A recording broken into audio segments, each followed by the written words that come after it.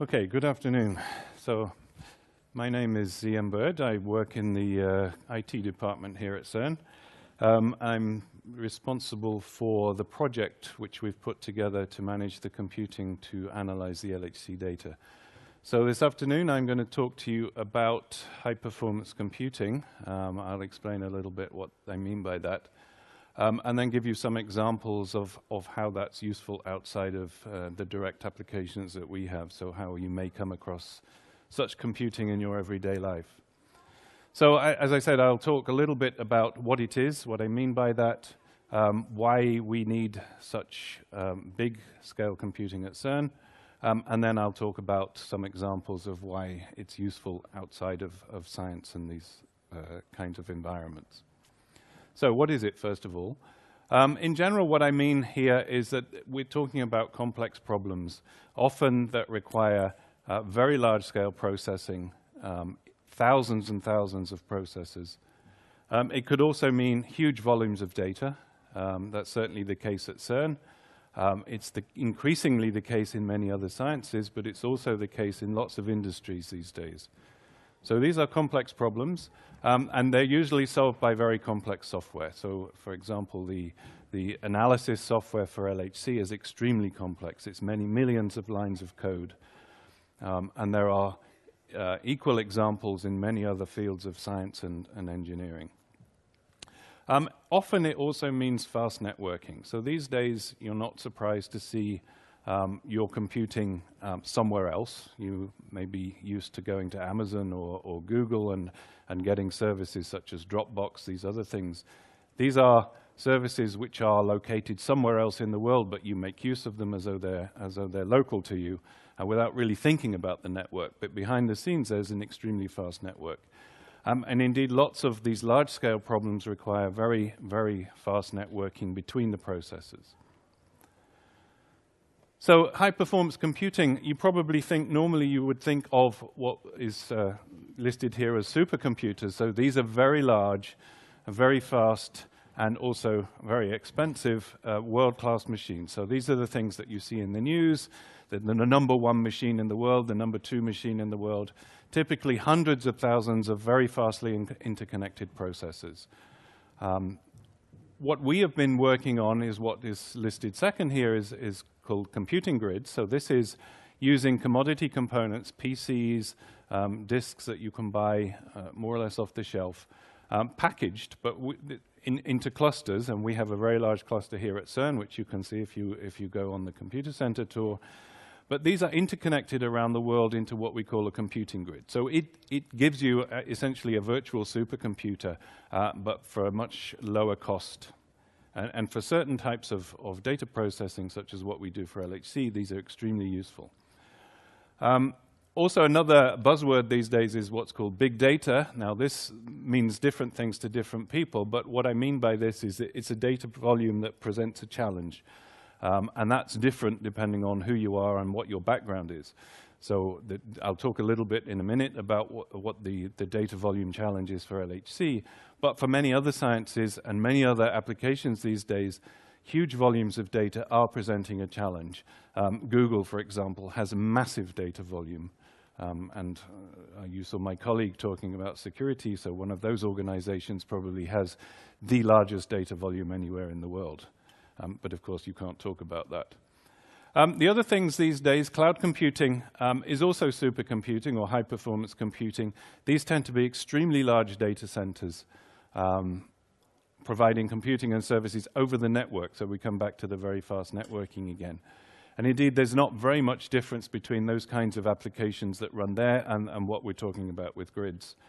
And finally, something else I mention is volunteer computing. So you're probably familiar with things like SETI at home, and there's very many others of these days where you can download to your home PC essentially a screensaver which does work from your laptop or from your PC and contributes back to these large-scale problems.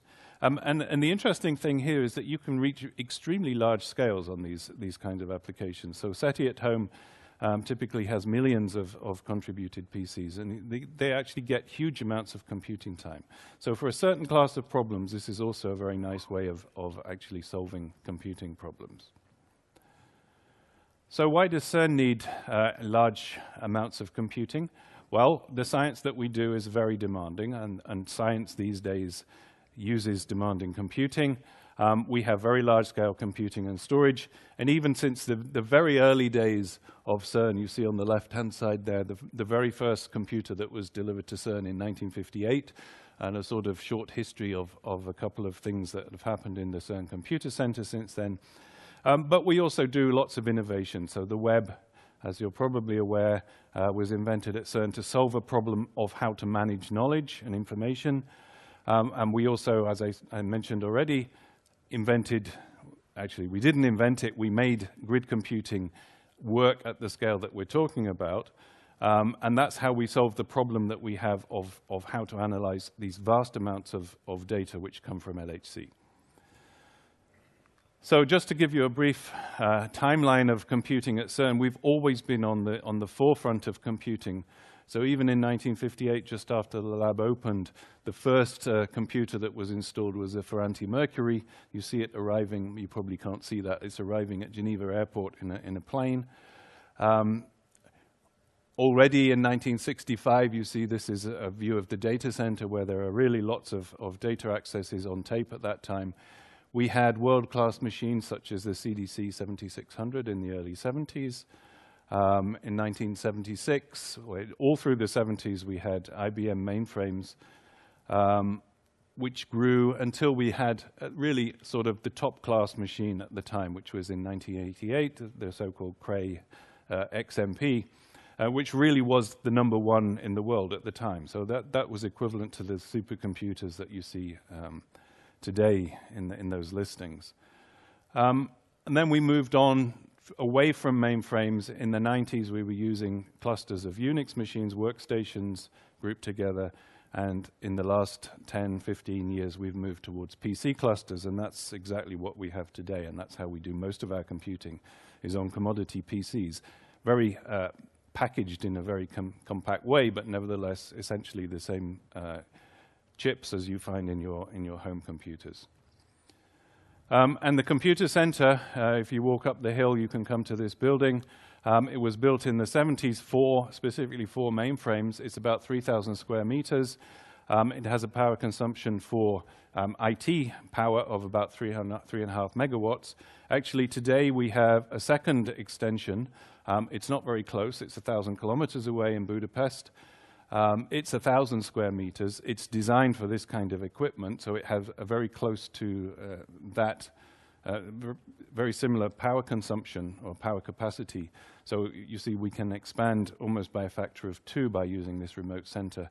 And that's connected to us with very fast networking. So why do we need all that computing? So you're well aware that we have an accelerator, we have these very large detectors, and these detectors are 2 of the tools that we use to analyze the physics. And the third tool, of course, is computing. So what's happening is that the experiments deep in their pits underground are essentially data pumps. They're pumping data out at huge rates. So the aggregate data flow into the computer center at CERN is about 4 or 5 gigabytes per second. So this is like a DVD's worth of data every second. And that results in a huge amount of data that we need to process. So between them, these experiments generate 25 petabytes of data a year. And I'll explain in a second what a petabyte is. Our scientific archive here at CERN is today 100 petabytes. And this is one of the largest, maybe even is the largest scientific archive in the world. And so that requires huge amounts of processing power, huge amounts of storage, and huge network bandwidth to enable us to process all that. So to put that in perspective a little bit, the picture in the middle is an iPad. Well, maybe it's not obvious from here. I pointed out this Cray XMP in 1988. So in 25 years, the power that you get in your iPad today is exactly equivalent to the computing power of that #1 in the world machine 25 years ago. In terms of storage, it's a little bit less. It stores about 600 or so of the tapes that we used 25 years ago to store data. And to put that in perspective, the data that we have, this 100 petabytes, is about 20 million DVDs worth of data, is about 125 million CDs. We stopped talking about CDs because it turned out nobody really knew what they were anymore. And it's about 10 billion MP3s, depending on how big the song is, obviously, but it's a large number. And LHC data analysis, if you did it on iPads, we would need 30 million iPads to process all of that. What's quite more scary is it would have needed 30 million of those huge machines from 25 years ago. So the physics we do today would just not have been possible 20 years ago. And it would also need 2 million iPads to store all the data that we have.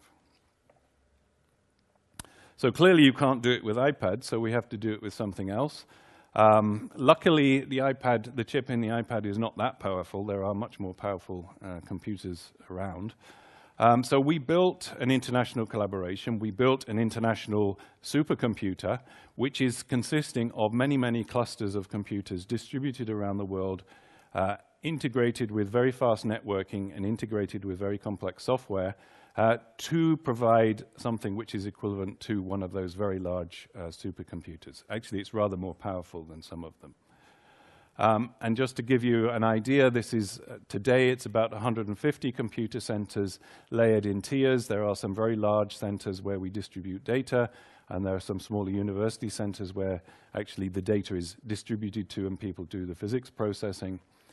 It is across 35 countries, and in terms of the power, you can see we have something like 350,000 CPU cores. This is like one of those very big machines, but we have much more storage. We have close to 200 petabytes of disk storage, and we process something like 2 million pieces of work a day on this.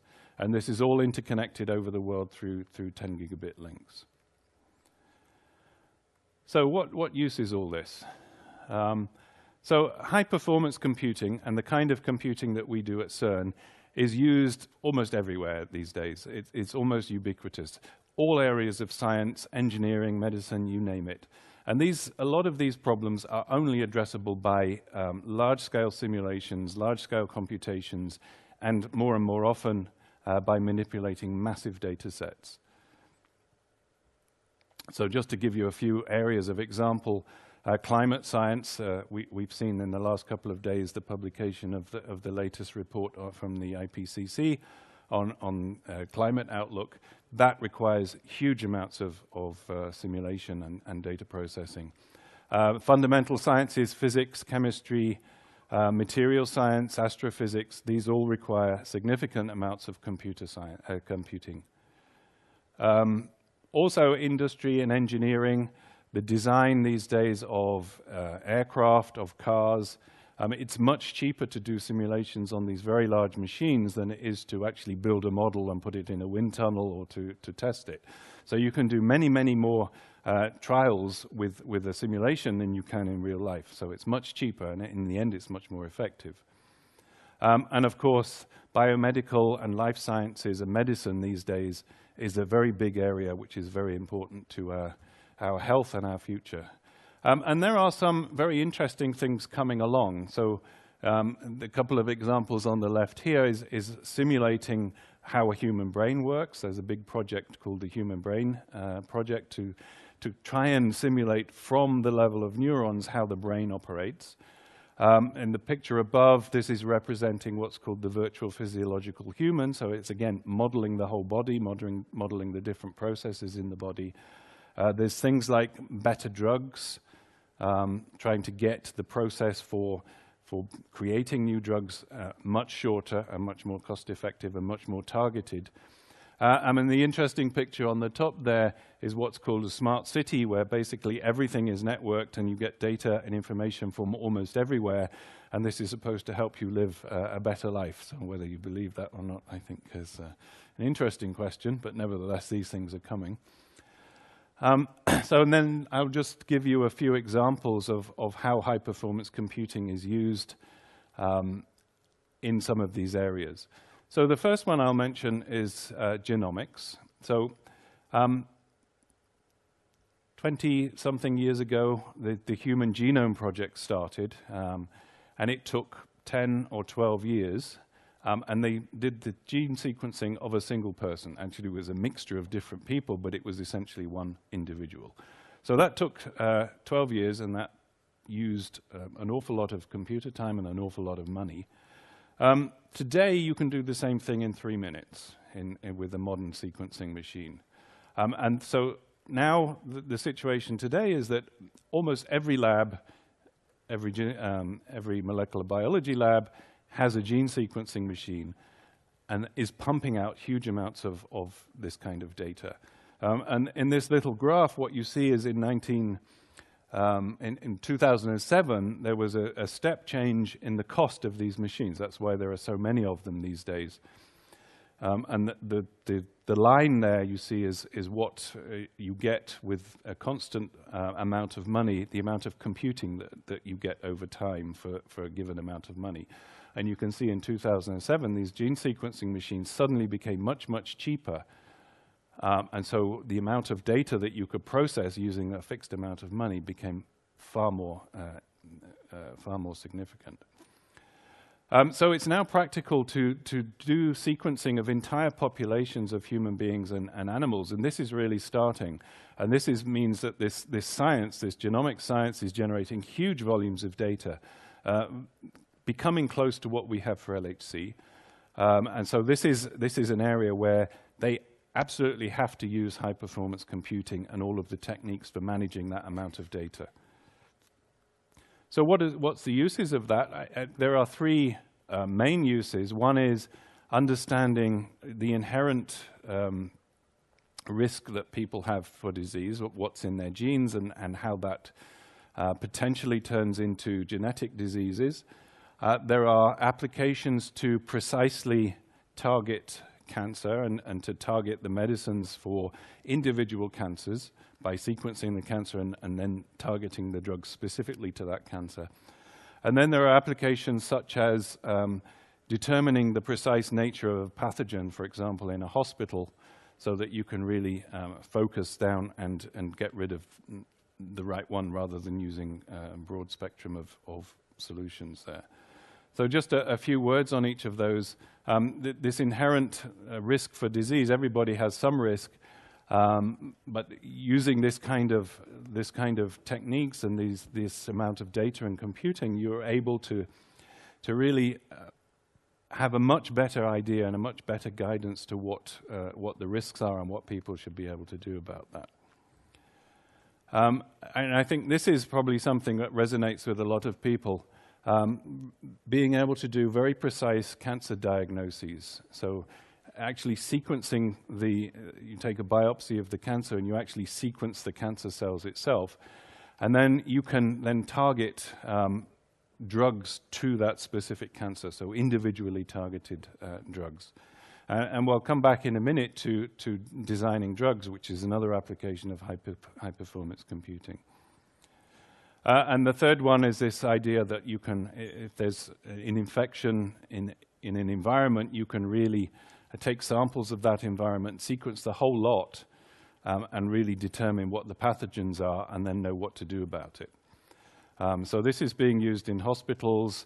It really is a kind of immune system for hospitals, but it's also being used in many other areas. And this kind of technique is being used to try and understand what's in the environment around you. So for example, they do random samples of seawater or the atmosphere. They just sequence the whole thing and try and understand what it is in the atmosphere in certain locations or in the sea in certain locations to try and understand pollution and these kind of things. And this is really only possible because this generates huge amounts of data, as you can imagine, and it is only possible to analyze that with these very large computing systems. So I mentioned designing better drugs. Well, here's an example of something that has been, this is actually an application that ran on something which is very similar to the computing grid that we built for LHC. So this is an example of a disease. It's a fungal disease, and the antibiotic that was used normally to fight this disease actually didn't really discriminate between the disease itself and a human cell. So it is a case where the cure is almost as bad as the disease. What you can do with enough computing time is actually do the molecular dynamics calculations, so you can determine which drug compounds are better suited and interact better with the disease rather than human cells. So you can really design a drug specifically to target those diseases and not to target human cells. And this kind of calculation requires an enormous amount of computing time. And in this case, it was done on a grid, but this can also be done on supercomputers. Another example, also on a grid, again, this was on the European part of the grid that we built for LHC, is building a database of diagnostic images to enable a better overall diagnosis of various diseases. So typically what happens is a doctor builds up his own casebook of diagnoses, and he has his own experience. But but of course, some things are clear and some things are less clear. But if you build up a database which is sharing the knowledge between thousands and thousands of doctors or many, many hospitals, you can actually trace some of those where it may have been diagnosed wrongly, or it wasn't clear what the diagnosis is, and that you see what the outcome was, and you can use that knowledge to go back and then share it with somebody else, so that for future patients you have a much better idea of what the kind of diagnoses you can make are. This also, of course, requires secure sharing of medical data, which is another aspect of the grid that we've been working on, is to try and make sure that the data is secure. Moving away from medicine and health to something with new materials. So there are lots of applications which would like to use new kinds of materials. For example, aircraft, where you would like very strong but very light materials to save on fuel, cars, and many other applications.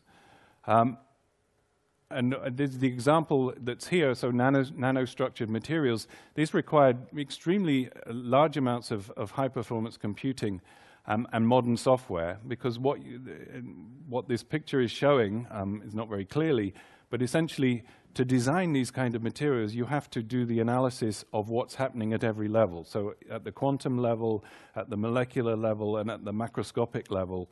And you have to combine these calculations, and you have to do extremely detailed calculations at each of those levels and integrate them. And that requires huge amounts of data processing and huge amounts of storage. And what you can do here in a simulation on a computer, you can do this many, many more experiments than you could if you were really trying to create a material. So you can actually do experiments, compare it with the theory. Occasionally you create a material and you compare it with your computer model and you improve your model. But this allows you to create materials that otherwise would just have been completely unfeasible. And so this is extremely expensive. This would be extremely expensive to do without this kind of large-scale computing. Another aspect, so this is again another example that was running on some of our high-performance machines, is worrying about pollution. So you're probably aware that these days there is huge patches of plastic floating in the middle of the Atlantic and the Pacific. Fish are found with traces of plastic in their stomachs. It turns out that the plastic that we are carrying around with us everywhere is probably toxic. So you want something better.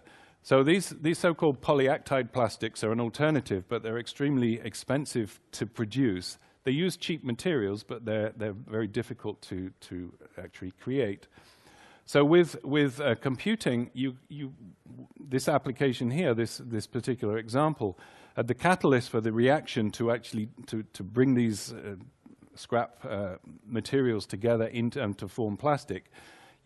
The catalyst itself has to be cheap, has to be non-toxic. So you need to do molecular simulations to determine how that reaction will work and to create these biodegradable non-toxic plastics.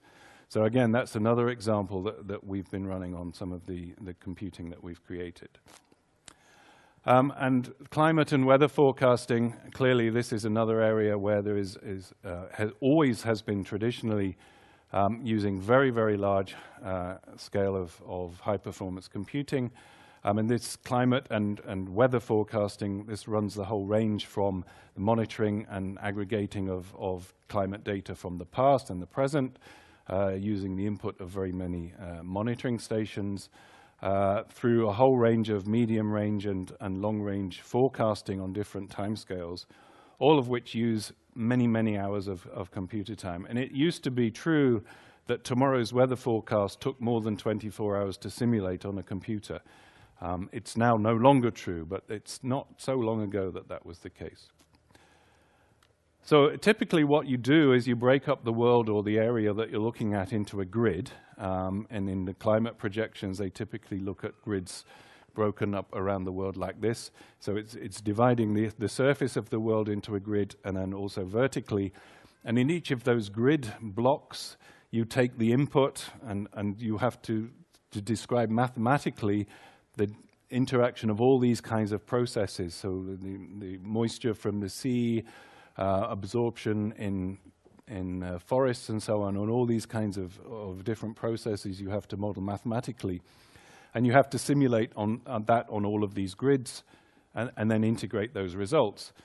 And so typically, in this kind of case, you're processing something like, for 1 year, you're processing 2.5 million grid points, and you have to do that 27,000 times in small time steps. So to project the climate only for 50 years takes many, many months on the largest supercomputers today.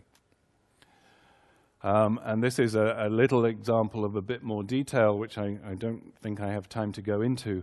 But essentially, the longer the forecast you're doing and the broader geographical range that you're making, the less often you're able to do this. So you can have local weather forecasts, which you can update sort of every few hours, but then the broader forecasts and the more long-range forecasts you can only afford to do once or twice a day.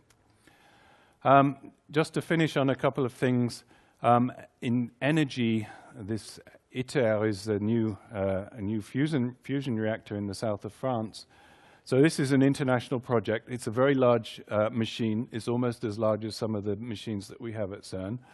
And what it is a confined plasma, which is an ionized gas, which is contained within a magnetic field.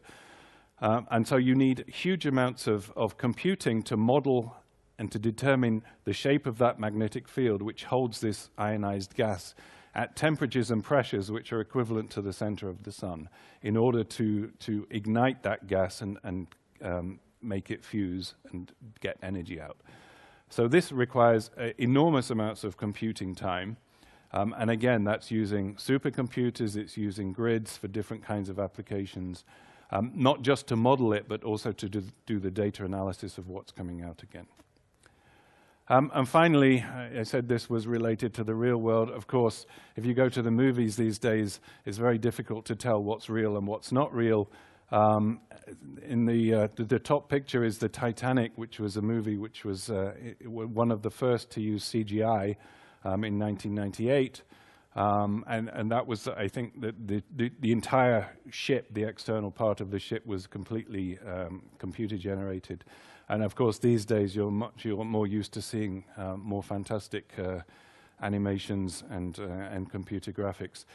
So the kind of computing that DreamWorks and these other companies use is exactly the same computing that we use at CERN. It's exactly the same kind of clusters, exactly the same kind of facilities that we have. And if that wasn't enough, I just have a list here of things that you can browse.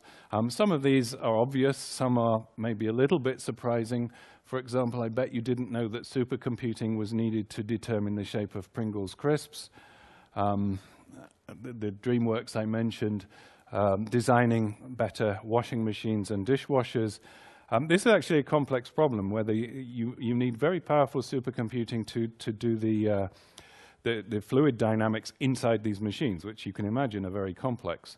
But the net result is that these machines today are extremely quiet, extremely power efficient, and actually use very little water.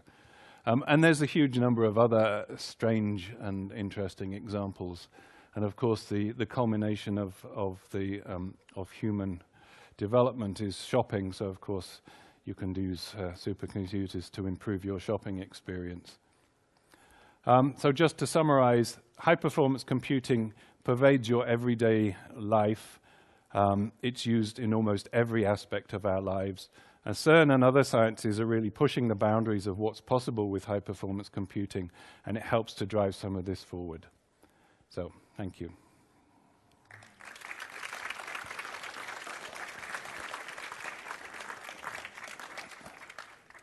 That's probably 1 minute if you have a question.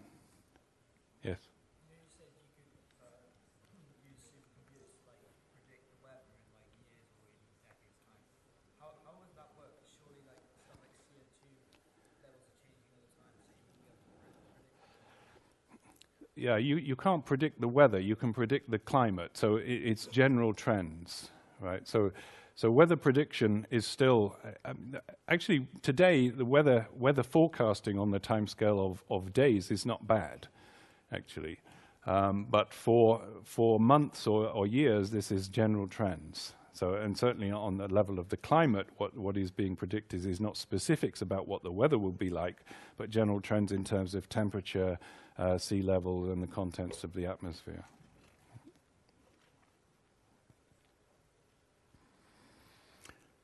Okay.